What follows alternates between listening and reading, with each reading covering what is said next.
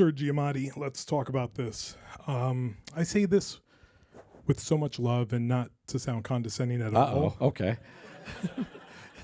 You are such a good actor. Oh, I appreciate that. Thanks. Like a really, really good actor. Thanks.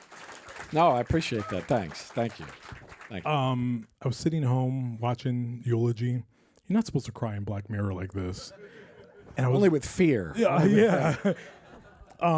How did you get mixed up in this universe? Were you just sitting home and you were like, you know what, I'm going to go look at our future and see where we're headed and explore that a little bit? We're seeing our future every day where we're heading.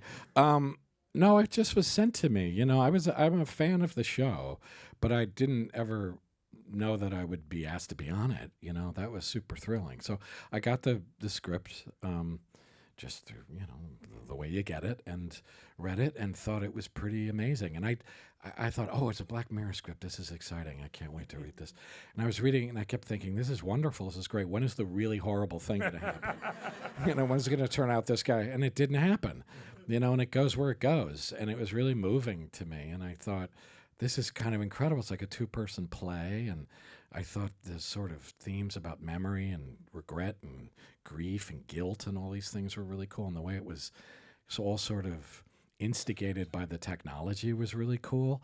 And so I just thought, wow, this is a really different one. Or there's other ones like this in Black Mirror, but it was kind of a tonally different one. I thought, that's cool. I get to do a kind of different one. That's cool. Before I saw this, maybe like many of you, San Junipero's like right up there as like the top-notch episode. And then I was like, okay, you got to move that over now. Put Eulogy right there. Honestly, I think this is the best episode that the series has ever produced. Really? That's interesting. Wow. Yes, unreal. That's awesome. I was telling you out there, I got Charlie Kaufman vibes, very Eternal Sunshine. I'm a sucker for a good love story. I'm a hopeless romantic. My wife thinks so anyway.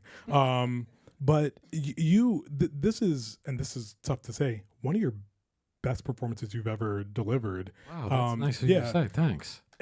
Talk about getting in that mode and, crying that much, man. Well, I always say, people ask me that, and all I know to say is that it was the script. It's like, it's all just there. I see, it tells me what to do, so I know what to do. It's great doing when you step into a thing like this with an established show that's so specific and has such a strong aesthetic and things like that. You feel very at ease. People are in total control of what's going on, so you don't have to worry about anything.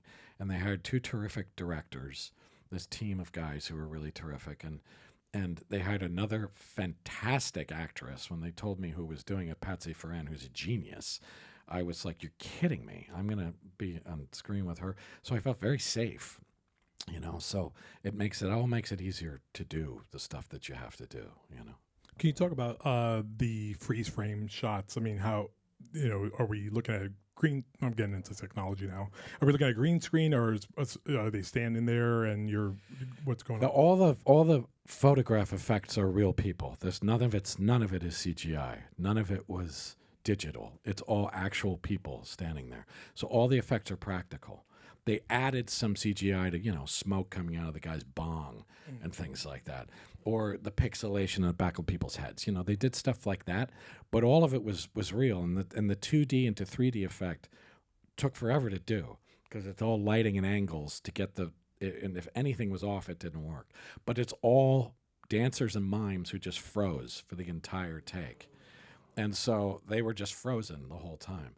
And it was extraordinary having real people there. I think it made it really special and made it different and better, and was somehow in the spirit of the episode. It made me feel even more isolated to have real people frozen around me that I couldn't kind of communicate with.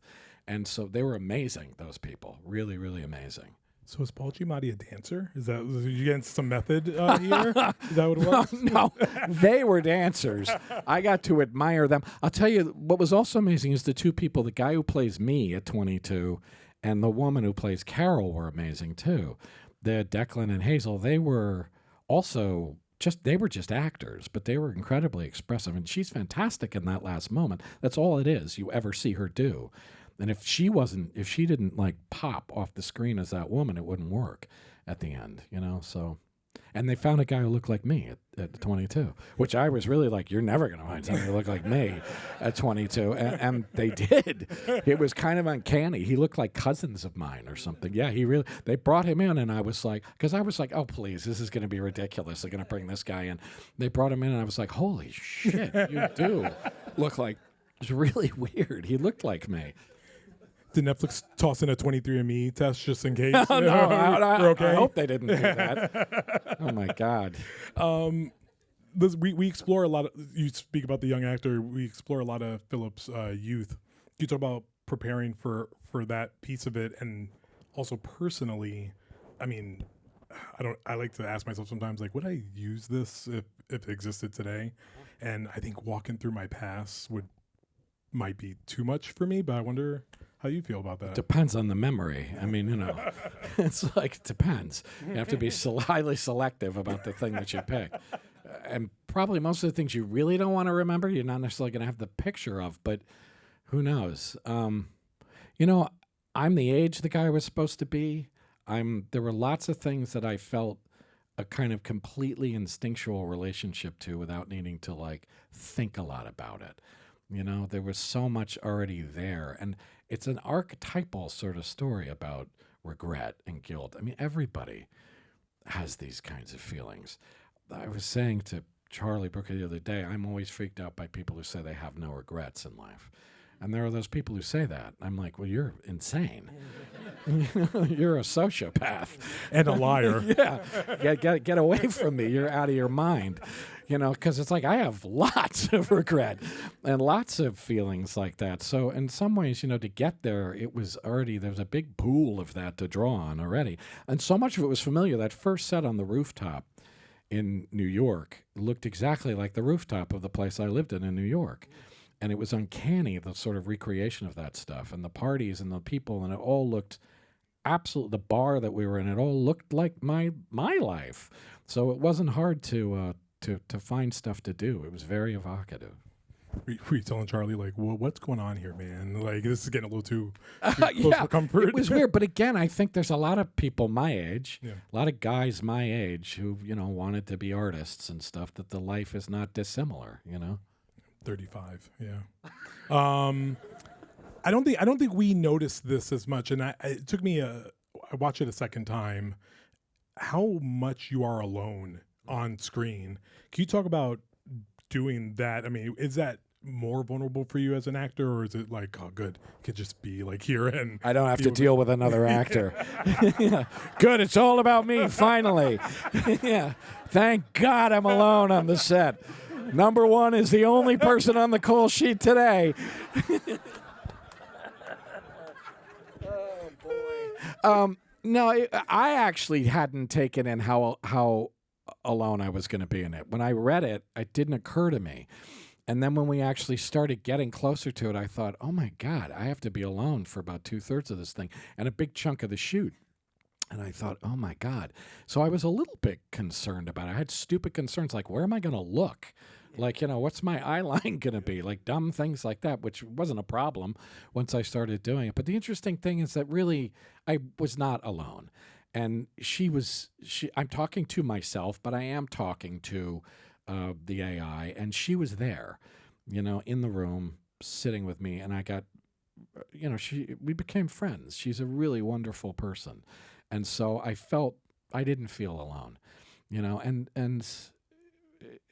it was, you know, it's challenging in its way, yes, and I was worried about it, but I quickly felt okay and safe and didn't feel like, oh, this is all resting on me and I better do something special because I'm alone. It's interesting acting alone. I've done some movies. That movie Sideways, I was alone a lot in that movie, and it is interesting, you know. Yeah, it can be very, very, very interesting. There's a lovely crew on this too, and that got very sort of warm feeling and close feeling, because I think a lot of people in the crew felt it was bringing up stuff for them. So it was a very sort of familial feeling. So I didn't feel alone. Just casually drop Sideways in there, just like, yeah. Only like one of the greatest performances ever, but it's fine. It's cool. How long was the shoot, by the way? And is there It was very fast. is there a Charlie Booker cut? Is there a longer version of this? I don't. Not that I know of. No. I'm looking at my manager who's here. Do you know? It was like 2 weeks. It wasn't for 3, maybe 3. Yeah, maybe 3. Which that's fast, but it was only it's not a full movie, so it was okay. Was there like a table read, and was it just? Yeah, no, we did a table read, and we actually had a little bit of rehearsal time, which was nice. For Patsy and I to sort of get acquainted, and she was very kind because she was like, "You talk a lot in this, so if you want to go over the lines with me a lot," it was very kind of her. And we got to rehearse with the dancer people needed to figure out what was going on. They had a choreographer who worked with them, and we had to stage stuff so I could move around in them, and like get what they. So that we had to rehearse that stuff and figure out where people should be and what they should be doing and stuff like that. So. Yeah, but we did the full sort of normal thing. It's unusual to have even a week of rehearsal. I'm always wondering this because as I'm watching something, I start guessing what's happening. I'm sure you guys do this. You're like, well, that's her. And then you find out that it's not her, it's someone else. Did you, when you were reading the script and when you were filming, did you want to see Philip's beloved? Was there always a version that we would see her? Because I was actually even thinking to myself, what if we never see her Maybe face? we'll never see her face, actually. Yeah. That would have been interesting. I mean, I think he should see her face. For sure. But whether we should have is an interesting question. Whether it always should have been the back of her head or something like that. But no, I don't think so, because I think she needs to be a real person, a full person for the audience. Not to rob her of the personhood, kind of, is sort of what he's done. And so to actually see her is important. You know what I mean? So that because he finally sees her who she really was, or remembers at least not the sort of tarnished version he has in his head. So I think you do need to see her, Charlie actually told me there was a version of this where the first version of it, Philip was married, and he had to go through this thing.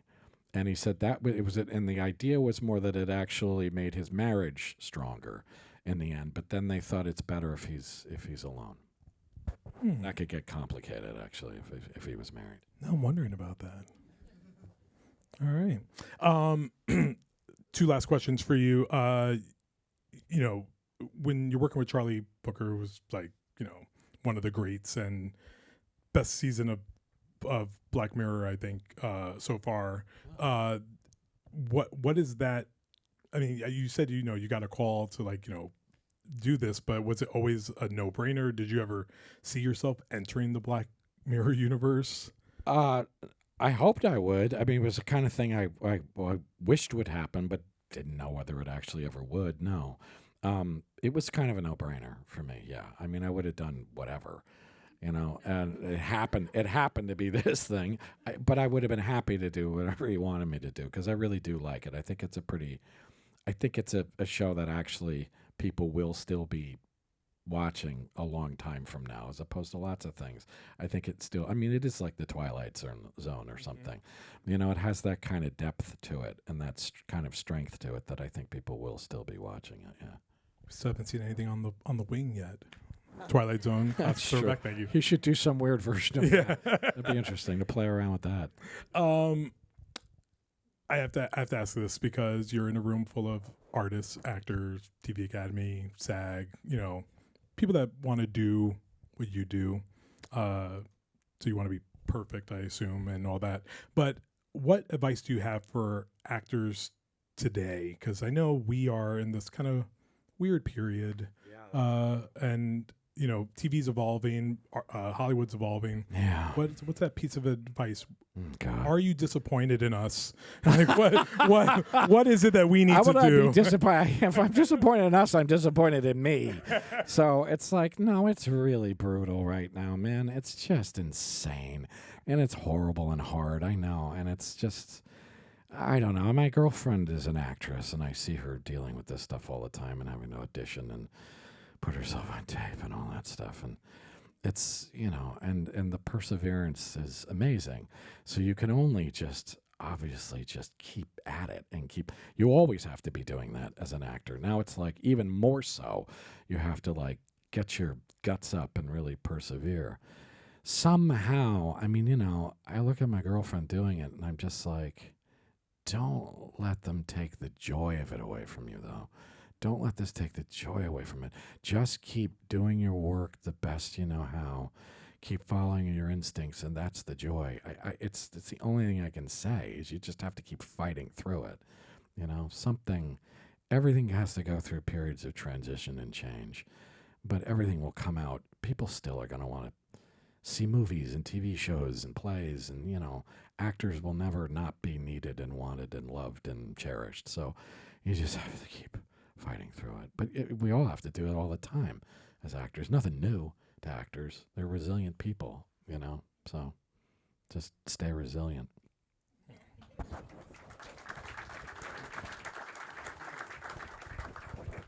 It's Pops over here giving us some good advice. Again, now we feel good about it.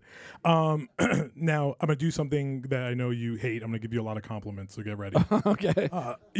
Just looking at this, I think it's good to close with this. 2 Oscar nominations, should be like 40, but 2 Oscar nominations. You have an Emmy for John Adams. I mean, I think this is worthy of a second trophy on the shelf, man. I think what you do is pretty great. Thanks, I appreciate it. And I can't wait for your Grammy album so we can EGOT this thing, man. But that's coming. Okay. Wow. You do love music, though. I do love music, absolutely. By the way, the piece of music in this at the end, the cello piece, is an original piece that was written for this. Oh. Yeah, and they played it for me at the end the first time we shot that thing at the end. I'd never heard it.